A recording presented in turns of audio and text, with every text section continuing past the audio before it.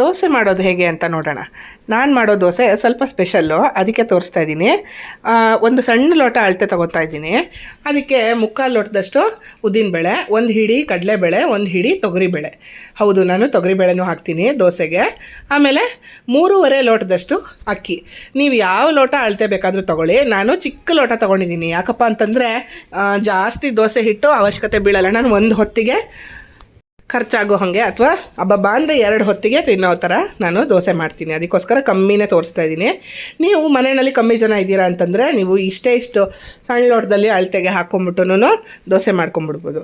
ಆಮೇಲೆ ಇದಕ್ಕೆ ಅದಷ್ಟನ್ನು ಅಳತೆನ ಅಕ್ಕಿ ಬೇರೆ ನೆನೆಸ್ಕೋಬೇಕು, ಬೇಳೆಗಳು ಬೇರೆ ನೆನೆಸ್ಕೊಂಡು ಕ್ಲೀನಾಗಿ ತೊಳ್ಕೊಬೇಕು. ಒಂದು 3-4 ಸತಿ ನೀಟಾಗಿ ತೊಳ್ಕೊಂಬಂದು ಅದಕ್ಕೆ ಒಂದು ದೊಡ್ಡ ಹಿಡಿಯಷ್ಟು ಮೆಂತ್ಯ ಸೇರಿಸ್ಬೇಕು. ಮೆಂತ್ಯ ಸ್ವಲ್ಪ ಮುಂದೆ ಹಾಕಿದ್ರೆ ಆರೋಗ್ಯಕ್ಕೆ ತುಂಬ ಒಳ್ಳೆಯದು, ತಂಪಾಗುತ್ತೆ. ಆಮೇಲೆ ಇದಿಷ್ಟನ್ನು ನೆನೆ ಇಡಬೇಕು. ಚೆನ್ನಾಗಿ ಮುಳುಗೋಷ್ಟು ನೀರು ಹಾಕ್ಬಿಟ್ಟು ಬೇಳೆ ಬೇರೆ ಅಕ್ಕಿ ಬೇರೆ ನೆನೆ ಹಾಕಬೇಕು.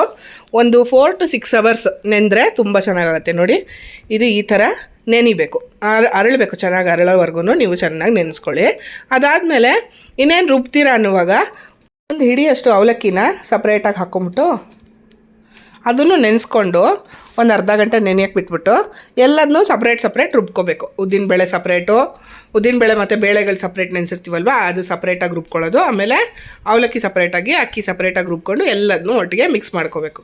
ಮಿಕ್ಸ್ ಮಾಡಿಬಿಟ್ಟು ಒಂದು ರಾತ್ರಿ, ಇವಾಗ ಸಾಯಂಕಾಲ ನೀವು ರುಬ್ಬಿಟ್ಟಿರ್ತೀರ ಅಂತಂದರೆ ಮಾರೇ ದಿನದವರೆಗೂ ಅದನ್ನು ಫರ್ಮೆಂಟ್ ಆಗೋಕ್ಕೆ ಬಿಡಬೇಕು. ಹೂದಕ್ಕೆ ಬರಬೇಕು ಚೆನ್ನಾಗಿ. ನೋಡಿ, ಈ ಥರ ಸೈಜ್ ಜಾಸ್ತಿ ಆಗಿರಬೇಕು. ಹಾಗಂತ ತುಂಬ ಉದ್ದಿನಬೇಳೆ ಜಾಸ್ತಿ ಹಾಕಿದ್ರೆ ಏನಾಗುತ್ತೆ ಅಂದರೆ ತುಂಬ ಹುಳಿ ಬಂದುಬಿಡುತ್ತೆ. ಹಾಗಾಗಿ ನೋಡಿಕೊಂಡು ಸ್ವಲ್ಪ ಹಾಕ್ಕೊಂಡ್ರೆ 3/4 ಲೋಟದಷ್ಟೇ ಕರೆಕ್ಟಾಗಿ ಆಗುತ್ತೆ. ಈ ಅಳತೆನಲ್ಲಿ ನೀವು ದೋಸೆ ಮಾಡಿ ನೋಡಿ ಎಷ್ಟು ಚೆನ್ನಾಗಾಗುತ್ತೆ ಅಂತಂದ್ಬಿಟ್ಟು ನಿಮಗೆ ಡಿಫ್ರೆನ್ಸ್ ಗೊತ್ತಾಗುತ್ತೆ.